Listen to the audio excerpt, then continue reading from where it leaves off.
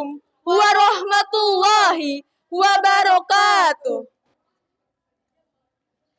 Alhamdulillahilladzi arsala rasulahu bil huda wa dinil haq liyudhhirahu ala dini kulli walau karihal kafirun. Allahumma sholli wa sallim wa barik ala sayyidina Muhammadin wa ala alihi wa sahbihi fi kulli lamhatin wa nafasin adada ma wasi'ahu ilmullah. Amma ba'du. Faqala Allah ta'ala fil Qur'anil Karim, a'udzu billahi minasyaitonir rajim. Fazkuruni azkurkum washkuruli wala takfurun. Yang terhormat Al-Muta'allim Ad-Darsul Hadis Ustadzah Anggi Zahratul Qalbi serta teman-teman yang kami cintai dan kami banggakan dimanapun berada. Puji penghias hati, mari kita panjatkan kepada Zat yang Maha Suci, pemilik kolbu setiap abdi, yakni Allah Rabbul Izzati. Puja penghias raga, mari kita panjatkan kepada Zat yang Maha Kuasa, Sang Pemegang Turbin Semesta, yakni Allah Azza wa Jalla, yang mana telah menganugerahkan nikmat iman, Islam dan ihsan pada kita semua.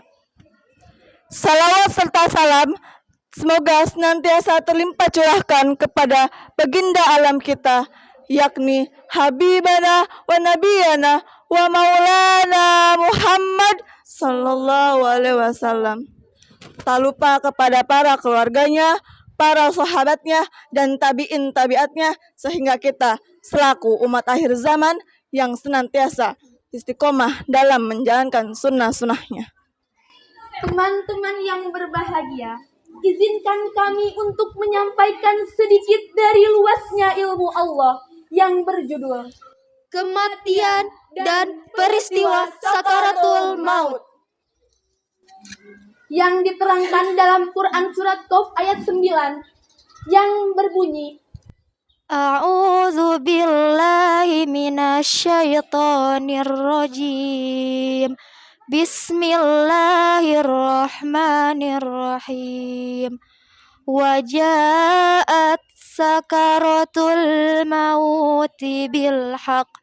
Dzalika ma kunta minhu hamid.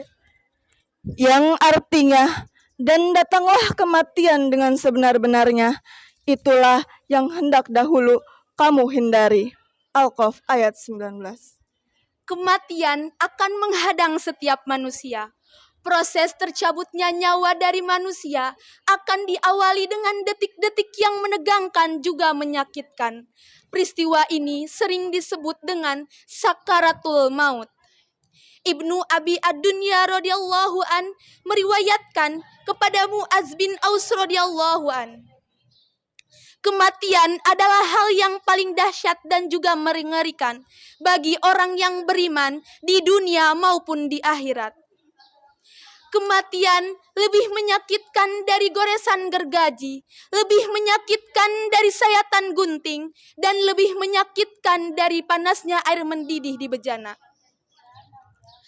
Seandainya ada mayat yang dibangkitkan untuk menceritakan kepada penduduk dunia tentang sakitnya sakaratul maut, niscaya penduduk dunia tidak akan nyaman dengan hidupnya dan tidak akan nyenyak dengan tidurnya.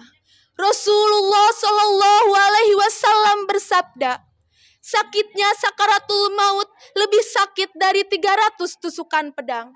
Hadis riwayat Ibnu Abi Ad-Dunya radhiyallahu an. Teman-teman yang berbahagia, mengutip dari kitab Wasiatul Mustofa yang menceritakan tentang terjadinya sakaratul maut yang berbunyi, Idza kanal insanu fi sakaratil maut fa inna mafasilahu tusallim ala ba'di taqulus salamu alaika fa inni mutu wa kada sya'ratul baydo wa ala sya'ratis sauda. Yang artinya, wahai Ali, ketika manusia dalam keadaan sakaratul maut, maka ruas-ruas tulangnya saling menyapa satu sama lain. Seraya berkata, Salam sejahtera untukmu, sesungguhnya aku telah mati. Begitu pula rambut uban kepada rambut hitam. Di akhir sakaratul maut, manusia akan diperlihatkan kepadanya dua orang malaikat pencatat amal. Kepada si zolim, malaikat akan berkata, semoga Allah tidak memberimu balasan yang baik. Engkaulah yang memaksa kami melihat ucapan burukmu. Ketika itu, seorang yang sedang sakaratul maut menatap lesu ke arah dua malaikat itu. Sebaliknya, Imam Ghazali mengatakan, untuk orang yang beriman, ia akan dapat melihat rupa malaikatul maut dengan berwajah tampan, berpakaian indah, dan menyebarkan wangi yang sangat harum. Teman-teman yang berbahagia, kematian adalah peristiwa yang tak bisa direncanakan dan tak bisa dihindari. Seperti yang diterangkan dalam Al-Quran, bahwasannya yang pertama, kematian bersifat memaksa meskipun kita menghindari resiko-resiko kematian. Yang dijelaskan dalam Al-Quran surat Ali Imran ayat 154 yang berbunyi, A'udzu billahi minasyaitonir rajim. Bismillahirrahmanirrahim. Qul law kuntum fi buyutikum labarazal ladzina kutiba alaihim qatlu ila madaji'ihim. Yang artinya, katakanlah Muhammad, meskipun kamu berada di rumahmu, niscaya keluar orang-orang yang telah ditetapkan atas mereka mati terbunuh ke tempat mereka terbunuh. Yang kedua, kematian bersifat datang tiba-tiba yang diterangkan dalam Al-Quran surat Luqman ayat 34 yang berbunyi, Wa ma tadri nafsum bi ayyi ardi tamut innallaha alimun khabir. Yang artinya, dan tidak ada seorang pun yang dapat mengetahui di bumi mana mereka akan mati. Sungguh Allah Maha mengetahui, Maha teliti. Dan yang ketiga, kematian yang datang secara tiba-tiba dan telah ditetapkan waktunya, tak bisa dihindari dan juga tak bisa direncanakan. Seperti yang dijelaskan dalam Al-Quran surat Al-Munafikun ayat 11 yang berbunyi, وَلَن يُؤَخِّرَ اللَّهُ نَفْسًا إِذَا جَاءَ أَجَلُهَا إِنَّ اللَّهَ خَبِيرٌ بِمَا تَعْمَلُونَ. Yang artinya, dan tidak akan Allah menunda kematian seseorang apabila waktu kematiannya telah datang. Sesungguhnya Allah Maha teliti terhadap apa yang kamu kerjakan.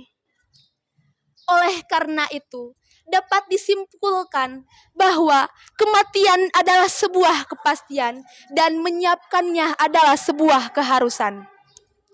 Semoga kita yang masih hidup selalu diberikan hidayah olehnya dan kita selalu diistiqomahkan dalam menjalankan amalan-amalan yang baik.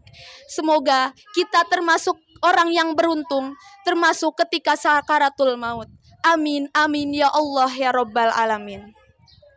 Mungkin cukup sekian pidato yang dapat kami sampaikan. Mohon maaf apabila banyak kekurangan dan kesalahan, karena kekurangan datangnya dari kami pribadi dan kelebihan datangnya dari Allah, Rasul, dan Guru. Assalamualaikum warahmatullahi